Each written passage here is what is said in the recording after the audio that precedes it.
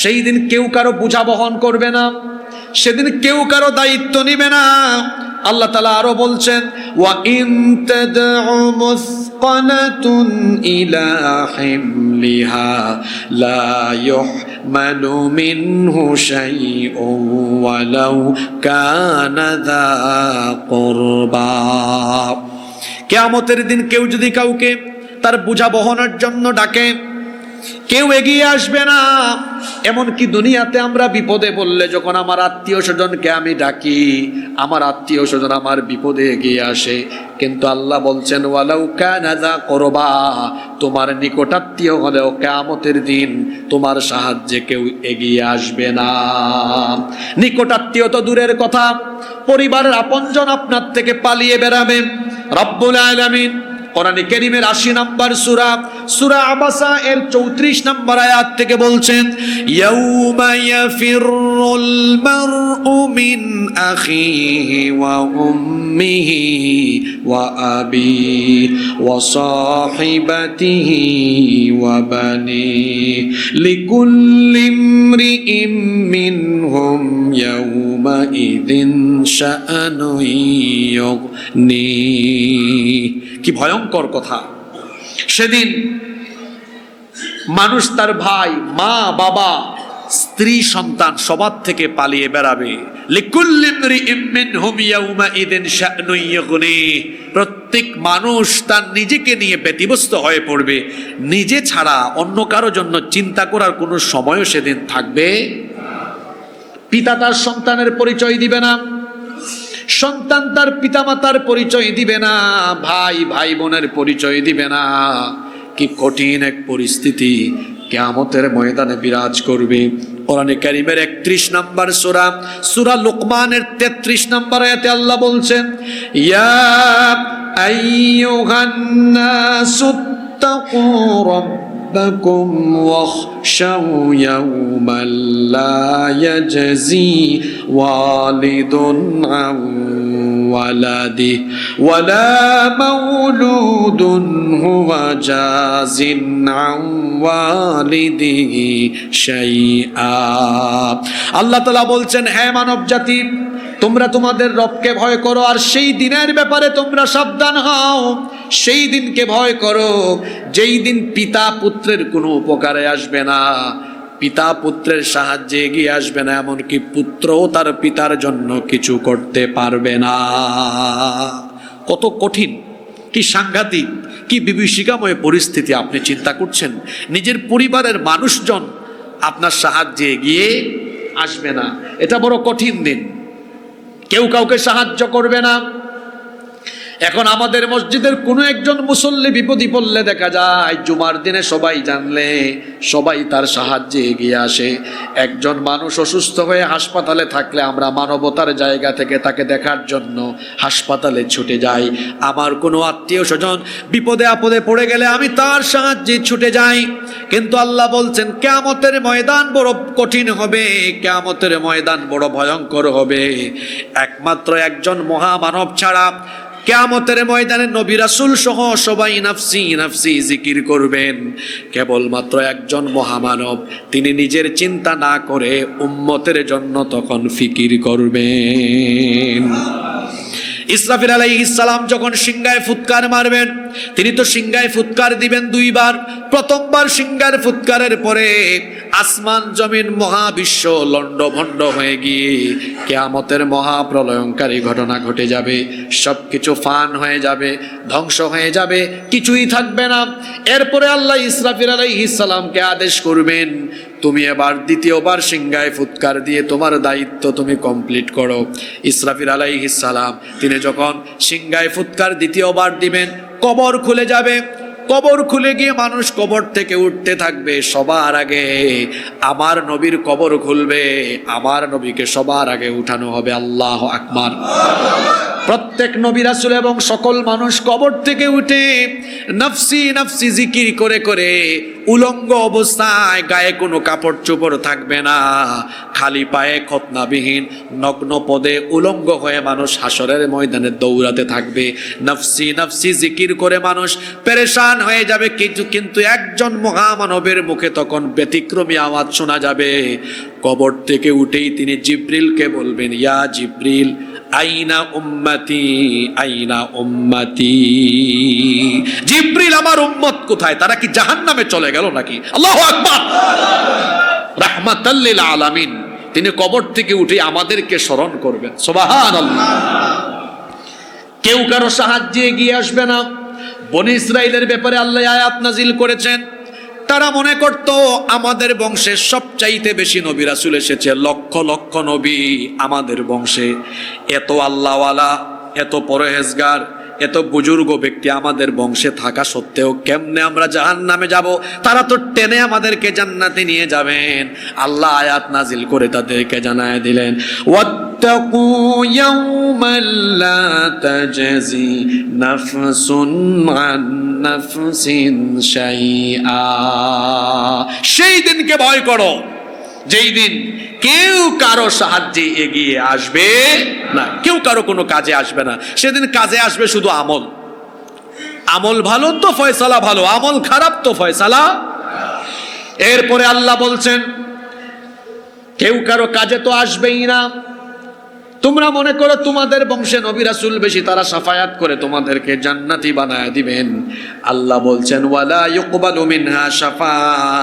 কারো পক্ষ থেকে সেদিন কোনো শাফায়াত গ্রহণ করা হবে।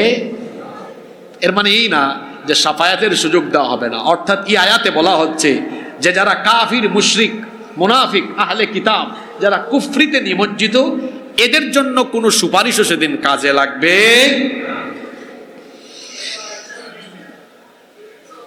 যারা কাফির, মুশরিক, বেঈমান, তাদের জন্য কোনো সুপারিশও কাজে লাগবে না। কারণ আল্লাহ তাআলা কোরআনে কারীমের 39 নম্বর সূরা সূরাতুজ জুমারের 7 নম্বর আয়াতে বলেছেন, ওয়ালা ইয়ারদা লিইবাদিহিল কুফর। আল্লাহ তাআলা তার বান্দার কুফরিতে অসন্তুষ্ট। যারা কুফর করে আল্লাহ এদের উপর অসন্তুষ্ট। আর অসন্তুষ্ট ব্যক্তিদের জন্য, আল্লাহ যাদের উপর নারাজ, এদের জন্য কোনো সুপারিশের কোনো সুযোগই সেদিন দেওয়া হবে। কিয়ামতের ময়দানে সর্বপ্রথম সুপারিশের জন্য যাকে পারমিশন দেওয়া হবে তিনি আর কেউ নন, তিনি আমার আপনার নবী রাহমাতাল লিল আলামিন মুহাম্মাদুর রাসূলুল্লাহ। আমরা বলি সাল্লাল্লাহু। 50,000 বছর ধরে মানুষ হাসরের মাঠে দাঁড়িয়ে থাকবে। আল্লাহর নবী পেরেশান হয়ে উম্মতের জন্য মাকামে মাহমুদের কাছে গিয়ে তিনি যখন তার মাথা নত করে আল্লাহ তাআলাকে সাজদা দিবেন, মাথা নত করে যখন আল্লাহর কুদরতি চরণে সাজদায় লুটিয়ে পড়বেন, আল্লাহ তার হাবিবকে বলবেন, ইরফা রাসাক, মাথা উঠান। আপনি আমার কুদরতি চরণে সাজদা দিয়েছেন, আমার মনে, আমার অন্তরে দয়ার উদ্গ্রীব হয়েছে। রাসূল, আপনি বলেন আপনি কি চান? নবীজি মাথা উঠায় বলবেন, আল্লাহ আপনি কি জানেন না আমি আপনার কাছে কি চাই? আমি তো আজ আপনার কাছে আমার উম্মতের নাজাত চাই। আল্লাহ বলবেন, হাবিব যান, বিচার আজকে শুরু করে দিলাম, আর আপনাকে সবার আগে অনুমতি দিলাম, যাকে পছন্দ হয় তার জন্য সুপারিশ করে তাদের নিয়ে জান্নাতে চলে যান। আল্লাহ সেদিন তুমি আমাদেরকে নবীর সুপারিশ কবুল করে দিও। তবে সুপারিশের জন্য শর্ত হলো 3টা। জোরে বলেন কয়টা? শাফায়াত কবুলের জন্য শর্ত হলো 3টা। আল্লাহ এগুলো কোরআনে তুলে ধরেছেন। 1 নম্বর শর্ত হলো, যেই ব্যক্তি আল্লাহর অনুমতি পাবেন কেবলমাত্র তিনিই কিয়ামতের দিন সুপারিশ করতে পারবেন। আর সবার আগে অনুমতি দেওয়া হবে আমার আপনার নবী মুহাম্মাদুর রাসূলুল্লাহ সাল্লাল্লাহু আলাইহি ওয়াসাল্লামকে। আমাদের পরিচিত আয়াত, আয়াতুল কুরসিতে আল্লাহ বলেছেন, মান যাল্লাযী ইয়াশফাউ ইনদাহু ইল্লা বিইযনি। কে এমন আছে যে আল্লাহর অনুমতি ছাড়া তার কাছে সুপারিশ করতে পারে? আবার কোরআনে কারীমের 20 নম্বর সূরা সূরাতুত তাহা 109 নম্বর আয়াতে আল্লাহ বলেছেন, ইয়াউমা ইযিল লা তানফাউশ শাফাআতু ইল্লা মান আযিনা লাহুর রাহমানু ওয়া রাদিয়া লাহু কওলা।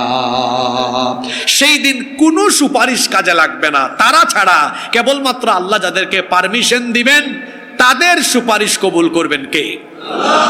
তাহলে সুপারিশের প্রথম শর্ত হলো পারমিশন পাওয়া লাগবে, আর সবার আগে পারমিশন পাবেন আমাদের নবী, সুবহানাল্লাহ পড়েন।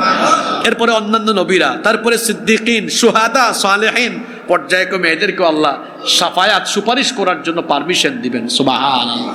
2 নম্বর ওয়া রাদিয়া লাহু কওলা, সুপারিশ যে কেউ করতে পারবে না, যেই ব্যক্তির উপর আল্লাহ সন্তুষ্ট ওই ব্যক্তিকে আল্লাহ সুপারিশ করার পারমিশন দিবেন, সুবহানাল্লাহ। আর 3 নম্বর হলো নবী রাসূল সুপারিশের সুযোগ পাবেন, আলেম উলামা সুপারিশের সুযোগ পাবেন বলে যার তার জন্য সুপারিশ করা যাবে না। শহীদরা সুপারিশের সুযোগ পাবেন, সিদ্দিকিনরা পাবেন, সালেহিনরা পাবেন।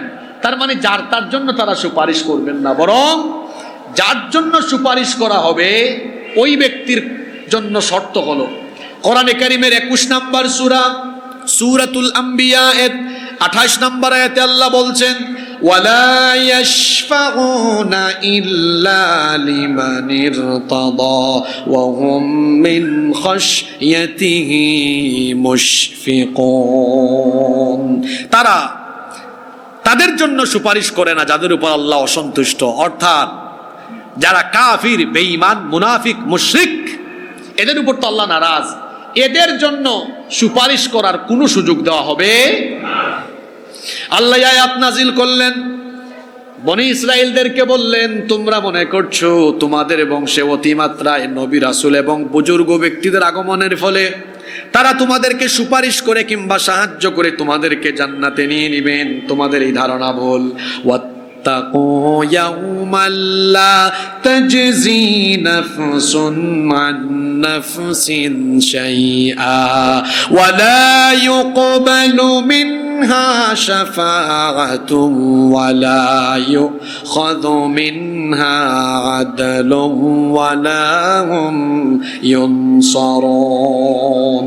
সেই দিনকে ভয় করো যেই দিন কেউ কারো কোনো সাহায্যে এগিয়ে আসবে না, কারো কাছ থেকে সুপারিশ কবুল করা হবে না, এমন কি কারো জন্য কোনো বিনিময়ও গ্রহণ করা হবে না, কারো কাছ থেকে কোনো বিনিময় নেওয়া। মুচলেকা বুঝেন তো আপনারা, মুচলেকা দিয়ে মাঝে মাঝে জামিন পাওয়া যায় অথবা মুক্তিপণ দিয়ে মুক্তি পাওয়া যায়। আল্লাহ বলছেন হাসরের ময়দানে, কিয়ামতের মাঠে মুক্তিপণ দিয়ে, বিনিময় দিয়ে কেউ জাহান্নাম থেকে রেহাই পাবে না। কোরআনে কারীমের 5 নম্বর সূরা সূরাতুল মাইদা 36 নম্বর আয়াতে আল্লাহ বলছেন, ইন্নাল্লাযীনা কাফারু লাউ আন্না লাহুম মা ফিল আরদি জামিআন ওয়া মিসলাহু মাআহু লিয়াফতাদু বিহি মিন আযাবি ইয়াউমাল কিয়ামাতি মা তুকব্বিল মিনহুম ওয়া লাহুম আযাবুন আলীম। আল্লাহ তাআলা বলছেন, নিশ্চয়ই যারা আল্লাহর সাথে নাফরমানি করেছে তারা যদি এই দুনিয়া কিংবা দুনিয়ার সাথে আরো যা কিছু আছে এর সমপরিমাণ কোনো জিনিস মুক্তিপণ দিয়ে জাহান্নামের কঠিন আযাব থেকে বাঁচতে চায়, জাহান্নাম থেকে তাদেরকে মুক্তিপণ দেওয়া হবে না, জাহান্নাম থেকে রেহাই দেওয়া হবে না। তাদের জন্য কঠিন শাস্তির ব্যবস্থা যিনি রেখেছেন তিনি কে? কি কঠিন আয়াত এটা! কেউ কারো সাহায্যে এগিয়ে আসবে না। কাফির বেঈমানদের জন্য, মুনাফিকদের জন্য কোনো সুপারিশ কবুল করা হবে না, কোনো বিনিময় নেওয়া হবে না। এমনকি ওয়ালা হুম ইউনসারুন, তাদের জন্য কোনো সাহায্যকারীও থাকবে, কেউ তাদেরকে সাহায্য করবে না। এরপরে আল্লাহ তাআলা বনি ইসরাইলদেরকে আরো কিছু নেয়ামতের কথা স্মরণ করিয়ে দিচ্ছেন। আল্লাহ তাআলা পরের আয়াত থেকে বলছেন, وَإِذْ نَجَّيْنَاكُمْ مِنْ آلِ فِرْعَوْنَ يَسُومُونَكُمْ سُوءَ الْعَذَابِ يُذَبِّحُونَ أَبْنَاءَكُمْ নিসাআকুম ওয়া ইয়াস্তাহয়ুনা নিসাআকুম ওয়া ফি যালিকুম বালাউম মির রাব্বিকুম আযীম। আল্লাহ তাআলা বলছেন, আর স্মরণ করো যখন আমি তোমাদেরকে ফেরাউনের বংশের দাসত্ব থেকে নাজাত দিয়েছিলাম, যারা তোমাদেরকে জুলুমে নির্যাতনে নিমজ্জিত করে রেখেছিল, তারা তোমাদের উপর এমন নির্যাতন করেছিল, তোমাদের ঘরে জন্ম নেওয়া প্রত্যেকটি নবজাতক ছেলে সন্তানকে তারা ধরে ধরে জবাই করে ফেলতো, আর মেয়ে সন্তানগুলোকে তারা বাঁচিয়ে রাখতো। ওয়া ফী যালিকুম বালাউম মির রাব্বিকুম আযীম, আর এটা ছিল তোমাদের জন্য বিরাট একটা পরীক্ষা। আল্লাহ বলছেন, বনি ইসরাইল স্মরণ করো তোমাদের সেই সময়ের কথা, তোমরা কত দুরবস্থার মধ্যে ছিলে, ফেরাউনের বংশের দাসত্বে তোমরা শৃঙ্খলাবদ্ধ ছিলে, শৃঙ্খলিত ছিলে, সেখান থেকে আমি তোমাদেরকে নাজাত দিয়েছিলাম। তারা তোমাদের ছেলে সন্তানদেরকে জবাই করত, ডিরেক্ট তোমাদের চোখের সামনে জবাই করে মেরে ফেলতো। ঘটনাটা ছিল এইরকম, ফেরাউন একবার স্বপ্নে দেখলো, ফেরাউন কোনো ব্যক্তির নাম নয়, ফেরাউন হচ্ছে মিশরের শাসকদের উপাধি। মিশরের শাসকদের, যেমন পারস্যের শাসকদেরকে বলা হতো কিসরা, এরকম মিশরের শাসকদেরকে বলা হতো কি, ফেরাউন। ফেরাউন একবার স্বপ্নে দেখলো শামের দিক থেকে, বাইতুল মুকাদ্দাসের দিক থেকে বিরাট এক অগ্নিশিখা এসে মিশরের কিপ্তি সম্প্রদায়ের ঘর বাড়ি জ্বালিয়ে পুড়িয়ে ভস্ম করে দিচ্ছে। কিপ্তি বংশ হলো ফেরাউনের বংশ। সে স্বপ্নে দেখলো বাইতুল মুকাদ্দাসের দিক থেকে, শামের দিক থেকে বিরাট এক অগ্নিশিখা এসে ফেরাউনের বংশ অর্থাৎ কিপ্তি বংশের ঘর বাড়ি জ্বালিয়ে ছাই করে দিচ্ছে। কিন্তু আশ্চর্য ব্যাপার, মুসা নবীর বংশ ফেরাউনের বংশ, মুসা নবীর বংশ অর্থাৎ বনি ইসরাইলের কারো ঘর বাড়ি জ্বলে না, পুড়ে না, ছাই হয় না। এই আশ্চর্যজনক স্বপ্ন দেখার পরে সে তার রাজ্যের স্বপ্ন বিশারদদেরকে আহ্বান করলো। সে জানতে চাইল, আমি যেই স্বপ্ন দেখলাম এই স্বপ্নের ব্যাখ্যা কি হতে পারে। তার স্বপ্নের ব্যাখ্যায় তার রাজ্যের স্বপ্ন বিশারদরা তারা বলল, মহামান্য বাদশাহ, এই স্বপ্নের ব্যাখ্যা বড় খারাপ। সে বলল, যতই খারাপ হোক আমাকে বলো। তখন তারা বলল, অচিরেই বনি ইসরাইলের বংশে এমন এক শিশু সন্তানের জন্ম হবে যার মাধ্যমে আপনার গোটা ফেরাউনি সাম্রাজ্য তছনছ হয়ে যাবে। এই কথা শোনার পরে ফেরাউনের টেনশন বাড়লো না কমলো? সে তার সেনাবাহিনীকে ডাকলো, সৈন্যদেরকে ডেকে বলল, এখন থেকে বনি ইসরাইলের প্রত্যেকটা বাড়িতে বাড়িতে খবর লাগাও, যদি কোনো বনি ইসরাইল বংশে, বনি ইসরাইল পরিবারে যদি কোনো বাড়িতে কোনো নারীর ঘরে সন্তান জন্ম হয়, চেক করবা। যদি এটা ছেলে হয়, জন্ম হওয়ার সাথে সাথে একে ধরে জবাই করে ফেলবা, মেয়ে সন্তান হলে ছেড়ে দিবা। আল্লাহ এই কথা এখানে বলছেন, ওয়া ইয নাজাইনাকুম মিন আলি ফিরআউনা ইয়াসুমুনাকুম সুআল আযাব ইউযাব্বিহুনা আবনাআকুম ওয়া ইয়াস্তাহয়ুনা নিসাআকুম ওয়া ফি যালিকুম বালাউম মির রাব্বিকুম আযীম। স্মরণ করো সেই সময়ের কথা যখন ফেরাউনের দাসত্ব থেকে আমি তোমাদেরকে নাজাত দিয়েছিলাম। তারা তোমাদেরকে নানাবিধ জুলুম নির্যাতনে নিপতিত করে রেখেছিল। তারা তোমাদের ছেলে সন্তানদেরকে ধরে জবাই করে ফেলতো, মেয়েদেরকে তারা রেখে দিত। এই রকম কার্যক্রম যখন মিশরে চলতে লাগলো, ফেরাউন চেয়েছিল মুসা নবীর জন্ম ঠেকাতে, আর আল্লাহ চেয়েছিলেন মুসা নবীকে পাঠিয়ে ফেরাউনের ঘরে বড় করাতে। আল্লাহর পরিকল্পনার বাস্তবায়লা ফেরাউনের অগোচরে, ফেরাউনের অজান্তে মুসা নবীকে জন্ম দিলেন। এই কাহিনী অনেক লম্বা, এটা আমি আপনাদেরকে অনেকবার শুনিয়েছি। জন্ম হওয়ার পরে আল্লাহ তাআলা আবার তার কুদরতি পরিকল্পনায় ফেরাউনের ঘরে তাকে ঢুকাইয়া দিলেন। যে ফেরাউন মুসার ভয়ে ছিল, সেই ফেরাউনের ঘরে আল্লাহ মুসা নবীকে ঢুকায়া ফেরাউনের তত্ত্বাবধানে রাজকীয় কায়দায় বড় হওয়ার ব্যবস্থা করে দিয়েছে। আসলে জালিমরা, ফেরাউনের মতো স্বৈরাচাররা, তারা নিজেরাও জানে না যে তাদের আশেপাশে থাকা লোকদের দ্বারা তাদের পতন হতে পারে। দেন না, আমার দেশ থেকে যে ফেরাউন গেল, তারই নিয়োগ করা সেনাপ্রধানকে হুকুম করেছে, কিন্তু সেনাপ্রধান তো দেশপ্রেমিকের পরিচয় দিয়েছে।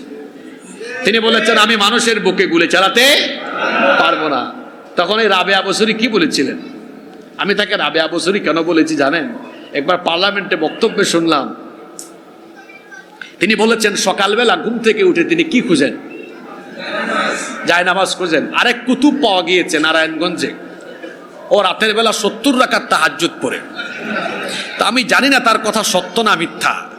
কথা যদি তার কথা অনুযায়ী সত্য হয়, একদিকে নামাজও পড়ে, অন্যদিকে আবার সমান তালে মানুষ খুন করে আর নিরপরাধ আলেমুল আমাদেরকে ধরে জেলখানায় ভরে রাখে।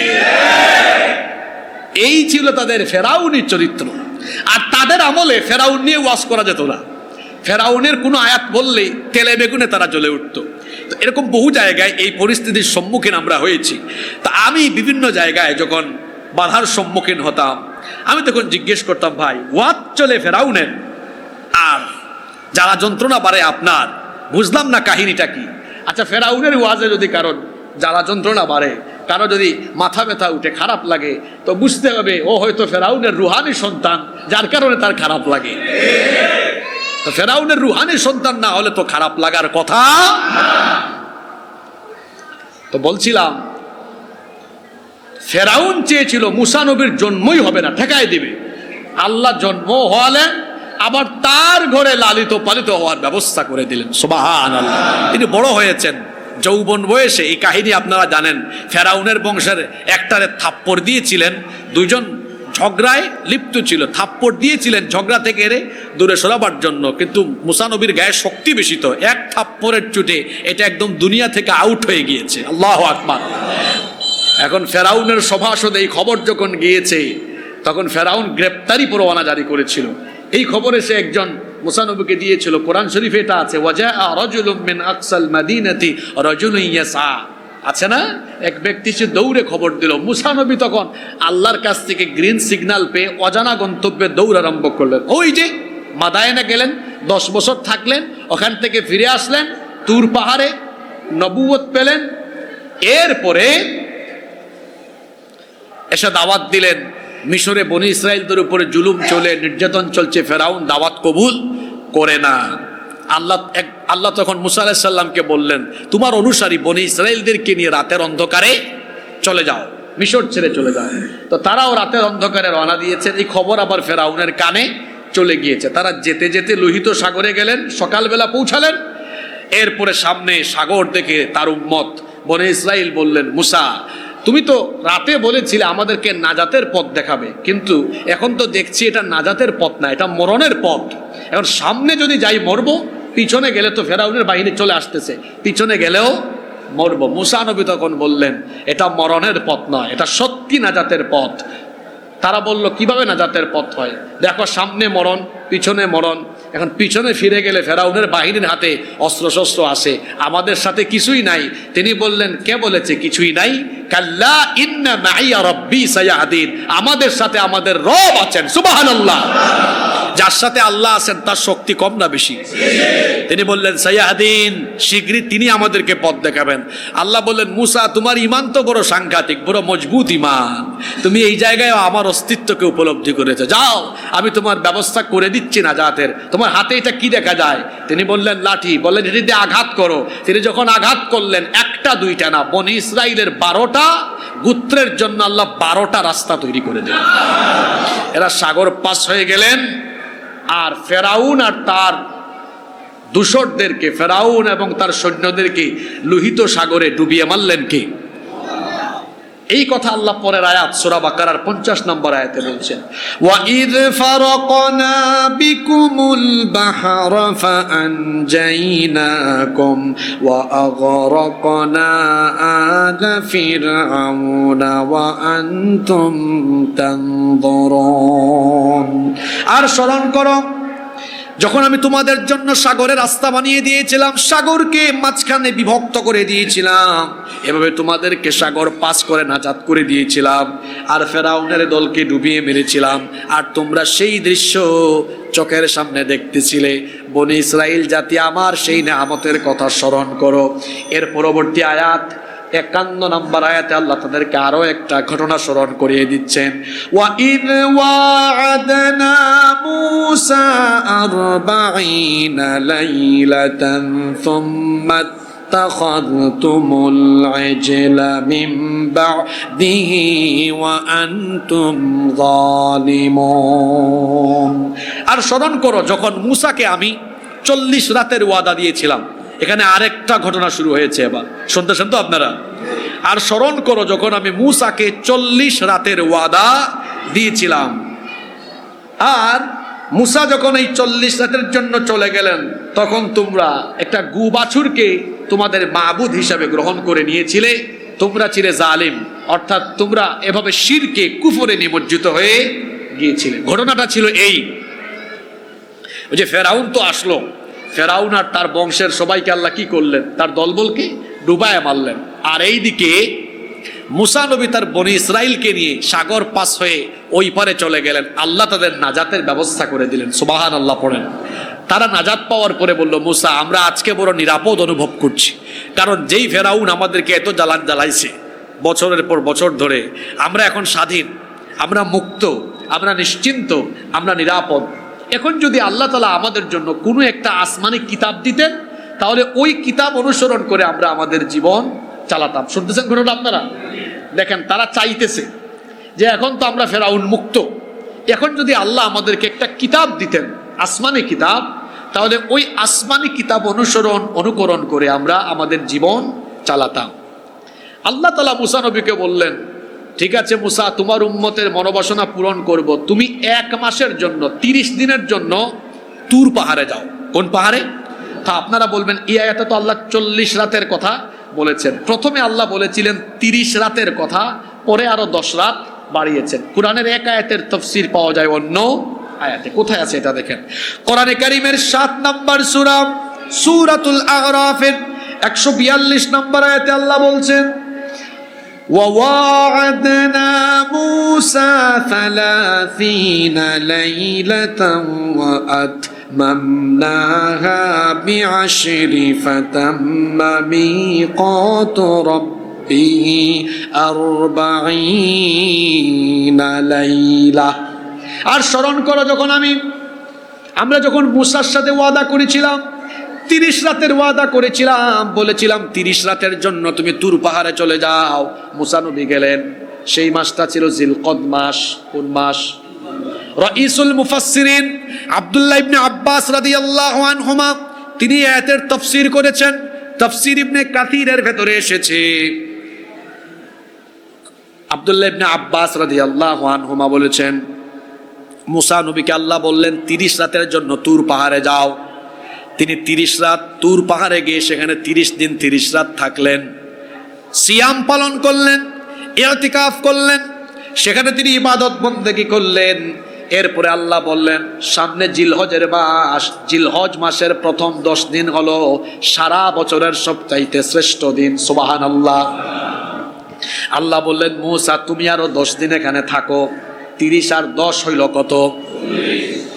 40 দিনের জন্য আল্লাহ বললেন। মুসা নবী যাবার সময় তার ভাই হারুন আলাইহিস সালামকে বলেছিলেন, ওয়াকালা মুসা লিআখিহি হারুন আখলুফনি ফি কওমি ওয়া আসলিহ ওয়া লা তাত্তাবি' সাবিলাল মুফসিদিন। মুসা আলাইহিস সালাম তার ভাই হারুন আলাইহিস সালামকে বলেছিলেন, হে আমার ভাই হারুন, আমার অনুপস্থিতিতে বনি ইসরাইলের প্রতিনিধি হলে তুমি দায়িত্ব পালন করবে, তাদেরকে ইসলাহ করবে, সংশোধন করবে। খবরদার ফাসাদকারীদের অন্তর্ভুক্তকারী হবে না। তিনি চলে গেলেন ওখানে কতদিনের জন্য? জোরে বলেন, কতদিন? 40 দিন ইবাদত বন্দেগী করার পরে জিলহজ মাসের 10 তারিখে, দেখেন আমাদের নবীর সাথে মুসা নবীর মিল আছে। জিলহজ মাসের 10 তারিখে আল্লাহ তাআলা নবীজির কাছে ওই যে বিদায় হজের দিনে আয়াত নাজিল করেছিলেন, আল্লাহ তাআলা এই বিদায় হজের দিনে ইসলামকে পরিপূর্ণ করে দিয়েছিলেন। সুবহানাল্লাহ পড়েন। মুসা নবীকে আল্লাহ তাআলা ওই জিলহজের 10 তারিখে তৌরাত দিয়েছিলেন। মুসা নবীর সাথে আল্লাহ ওই তুর পাহাড়ে দ্বিতীয়বারের মতো আবার কথা বললেন। সুবহানাল্লাহ। প্রথমবার হয়েছিল কথা ওই মিশর থেকে, মাদিয়ান থেকে আসার সময়, মাদিয়ান থেকে মিশরে আসার সময়, আর এখন দ্বিতীয়বার কথা হচ্ছে। এবার মুসা নবী ওই দিন কথা বলতে বলতে আবেগ তাড়িত হয়ে বলেছেন, আল্লাহ আমি আপনাকে দেখতে চাই। কি বললেন? আল্লাহ বললেন লান তারানি, তুমি আমাকে কখনো দেখতে পারবে না। তিনি বললেন না আল্লাহ, আপনাকে আমি দেখেই ছাড়বো। আপনার সাথে কথা বলে এত মজা পাইছি, আপনি এত সুন্দর কথা বলেন, না জানি আপনি দেখতে কত সুন্দর হবেন। সুবহানাল্লাহ। আল্লাহ বললেন না, তুমি আমাকে দেখতে পারবে না। লান তারানি, মুসা নবী তো নাছুর বান্দা, আমি দেখেই ছাড়বো। আল্লাহ তাআলা বললেন ঠিক আছে, তুমি পাহাড়ের দিকে তাকাও, যদি পাহাড়ের দিকে তাকায় ফিট থাকতে পারো তাহলে তুমি আমাকে দেখতে পারবে। আল্লাহ তাআলা নূর থেকে সামান্য একটু নূরের তাজাল্লি তুর পাহাড়ের উপর যখন দিয়েছিলেন, মুসা আলাইহিস সালাম এটা দেখে, তুর পাহাড় তো জ্বলে গিয়েছিল এবং তিনি তখন বেহুশ হয়ে এখানে পড়ে গিয়েছিলেন। আল্লাহু আকবার। হুশ ফিরে আসার পরে তিনি বলেন, আল্লাহ আমি ভুল করে ফেলেছি, আমাকে ক্ষমা করে দাও। আমি বুঝতে পেরেছি দুনিয়ার দুর্বল এই চর্মচক্ষু নিয়ে তোমার মতো সর্বশক্তিমান আল্লাহকে দেখা যাবে না। তবে হ্যাঁ, আল্লাহকে দেখা যাবে। কোন দিন? কিয়ামতের দিন জান্নাতে একটা অনুষ্ঠান হবে, যেদিন আল্লাহ জান্নাতীদের সামনে সরাসরি আসবেন। সুবহানাল্লাহ। আল্লাহ সেই অনুষ্ঠানে আমাদেরকে শামিল করে দিও। মুসা আলাইহিস সালাম ফিরে আসলেন। মুসা আলাইহিস সালাম ওইদিকে গিয়েছেন 40 দিনের জন্য, আর এই দিকে সামেরি, নাম কি বললাম? সামেরি। এ ছিল কপট মুনাফিক টাইপসের। মুসা আলাইহিস সালাম তার ভাই হারুন আলাইহিস সালামকে দায়িত্ব দিয়ে গেলেন। এই সুযোগে সামেরি চিন্তা করলো, আমি এই সবগুলাকে মুনাফিকার মুশরিক বানিয়ে ছাড়ব। এখানে মাঝখানে আরেকটা ঘটনা হলো এই, যেদিন রাতে মুসা নবী বনি ইসরায়েলকে নিয়ে মিশর থেকে বের হয়েছিলেন, এটা যাতে ফেরাউন আর তার বংশের মানুষজন টের না পায়, এজন্য তারা বনি ইসরায়েলদের কাছ থেকে কিছু অলংকার, স্বর্ণ ধার করে এনেছিল, যে আমাদেরকে কয়েকদিনের জন্য দাও, আমরা একটু উৎসবে যাচ্ছি, মেলায় যাচ্ছি, তারপর তোমাদেরকে দিয়ে দিব। এরকম তারা প্রত্যেকেই বনি ইসরায়েলের কাছ থেকে স্বর্ণ ধার করে এনেছিল। শুনতেছেন তো? এখন সামেরি বলল, মুসা নবী যখন ওই তুর পাহাড়ে চলে গেলেন, সামেরি বলল, আচ্ছা শোনো, তোমরা যে সেদিন রাতে কিছু স্বর্ণ নিয়ে এসেছিলে, এগুলার মালিক তো তোমরা নও, অন্যদিকে এরা বেঁচেও নাই, বেঁচে থাকলে তাদের স্বর্ণ তাদের কাছে ফিরিয়ে দিতা, কিন্তু এখন ফিরিয়ে দেওয়ার সুযোগ নাই বলে এটা ব্যবহার করাও তো তোমাদের জন্য হালাল হবে না, কারণ এটার মালিক তোমরা নও। তো তারা বলল, তাহলে আমরা এখন কি করতাম? সে বলল, দেখি আমি হারুন আলাইহিস সালামের সাথে একটু এই ব্যাপারটা নিয়ে আলোচনা করি, তিনি কি বলেন। সামেরি গিয়ে হারুন আলাইহিস সালামকে বলল, আমার মনে হয় যে আমরা যে স্বর্ণগুলো ধার করে এনেছিলাম, এগুলো একটা গর্তের মধ্যে আমরা নিক্ষেপ করি, তারপরে আগুন দিয়ে এগুলো পুড়াইয়ে দিই।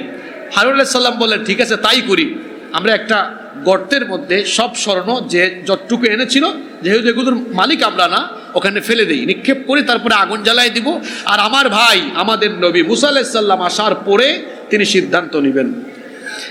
এই সিদ্ধান্ত মোতাবেক প্রত্যেকেই একটা গর্তের ভেতরে কি ফেলতে লাগলো? স্বর্ণ। কিন্তু সামেরি ফেললো না।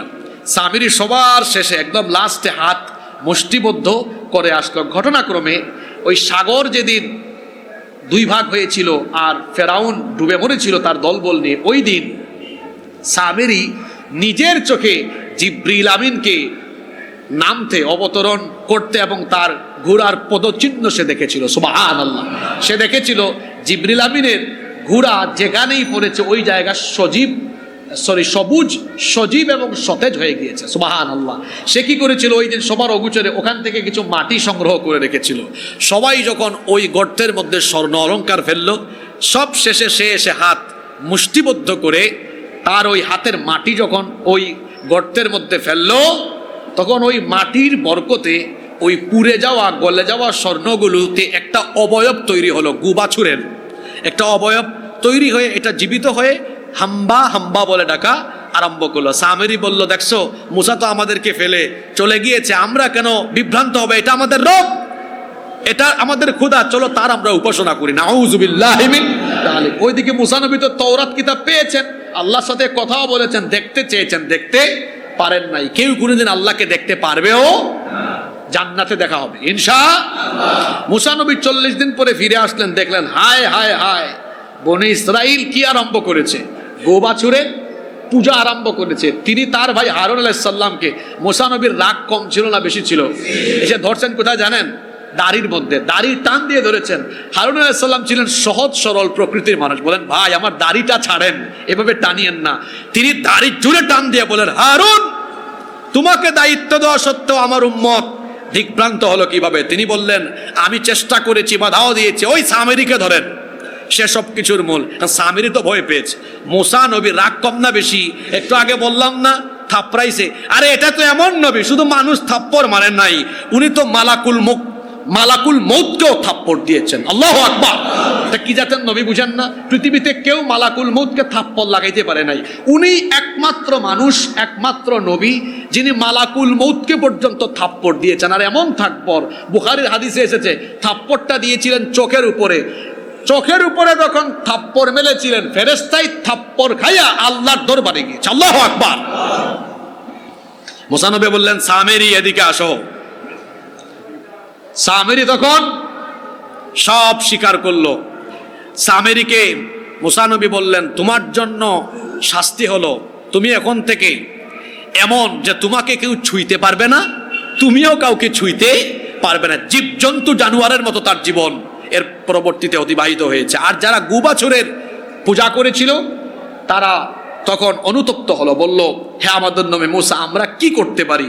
তিনি বললেন আল্লাহ জানিয়েছেন তওবা করো, তবে তওবা করলেই শেষ নও, তোমাদের জন্য আল্লাহর তরফ থেকে শাস্তি হলো যারা গোবাছুরের পূজা করো নাই, তোমরা যারা গোবাছুরের পূজা করেছে তাদেরকে হত্যা করবে, মৃত্যুদণ্ড নিশ্চিত করা হবে। তোমরা আগে ভাগেই তওবা করো, তোমাদেরকে হত্যা করা হলেও আল্লাহ তোমাদেরকে মাফ করবেন যেহেতু অনুতপ্ত হয়েছো, কিন্তু মৃত্যুদণ্ড থেকে রেহাই দেওয়া হবে না। এই আয়াতে অর্থাৎ একেবারে আপনার 51 নম্বর আয়াত থেকে 54 নম্বর আয়াত সূরা বাকারার, এই আয়াতগুলোতে এই কাহিনী এভাবে বর্ণিত হয়েছে।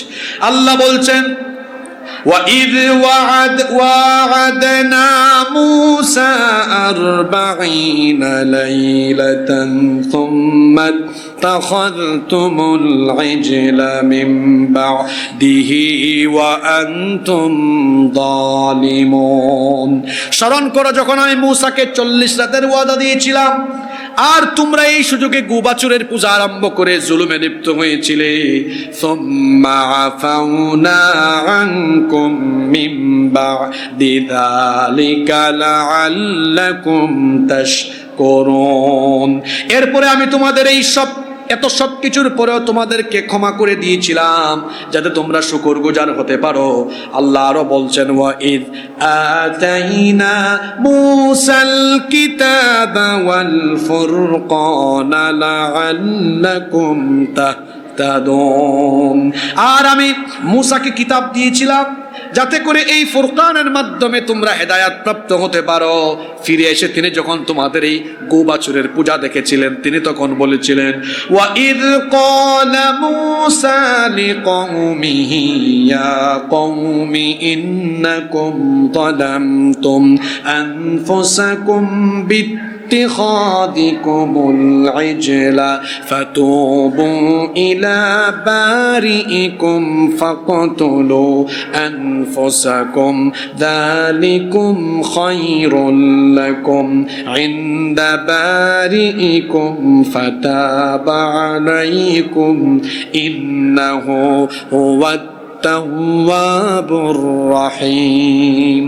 আল্লাহ তাআলা বলছেন আর স্মরণ করো যখন মূসা তার কওমকে বলেছিলেন হে আমার কওম তোমরা যে বাছুরকে প্রতিমা উপাস্য হিসাবে গ্রহণ করে নিজেদের উপর জুলুম করেছো, এখন তোমরা এই কৃতকর্মের জন্য তোমরা আল্লাহর কাছে তওবা করো এবং এর শাস্তি হিসাবে তোমরা নিজেরা নিজেদেরকে হত্যা করো। অর্থাৎ নিজেদের গোষ্ঠীর মানুষ তোমরা যারা পূজা করো নাই, তোমরা যারা পূজা করেছে তাদেরকে হত্যা করো। এটি তোমাদের জন্য আল্লাহর কাছে উত্তম ফয়সালা। অতঃপর আল্লাহ তোমাদের তওবা কবুল করলেন, কারণ নিশ্চয়ই তিনি তওবা কবুলকারী পরম দয়ালু।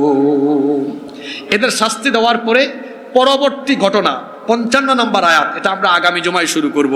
এখানে আরো মারাত্মক আশ্চর্যজনক ঘটনা আগে ভাগে বলে দিই, তাইলে আপনাদের একটু আকর্ষণ থাকবে। ওই যে মুসা নবী তুর পাহাড়ে গিয়ে কিতাবও নিয়ে এসেছেন, আবার আল্লাহর সাথে কথাও বলে এসেছেন। এটা যখন তাদেরকে বলছে, তারা বলে ঠিক আছে মুসা, আল্লাহর সাথে আমরা কথা বলবো, দেখাও করব, কথা বলবো না, দেখা করবো না যতক্ষণ, ঈমান আনবো না ততক্ষণ। এরপরে ওখানে যাওয়ার পরে কাহিনী কি হয়েছে এটা আমরা আগামী জুমায় আলোচনা করবো ইনশাআল্লাহ। আর আলোচনা আরো বেশি প্রাণবন্ত হবে যখন আপনারাও একটু পড়ালেখা করে আসবেন। আজকে আমরা 47 থেকে 54 নম্বর আয়াত পর্যন্ত আলোচনা করলাম। আগামী জুমায় আমরা কত নম্বর? 55 থেকে আলোচনা করব। আপনারা একটু বাড়িতে 55 নম্বর আয়াত থেকে 10-15 আয়াত অন্তত অনুবাদ পড়ে আসবেন, পারবেন না ইনশাআল্লাহ? ইনশাআল্লাহ। আলোর পথে 24, 24 ঘন্টা শুধু ইসলাম প্রচার।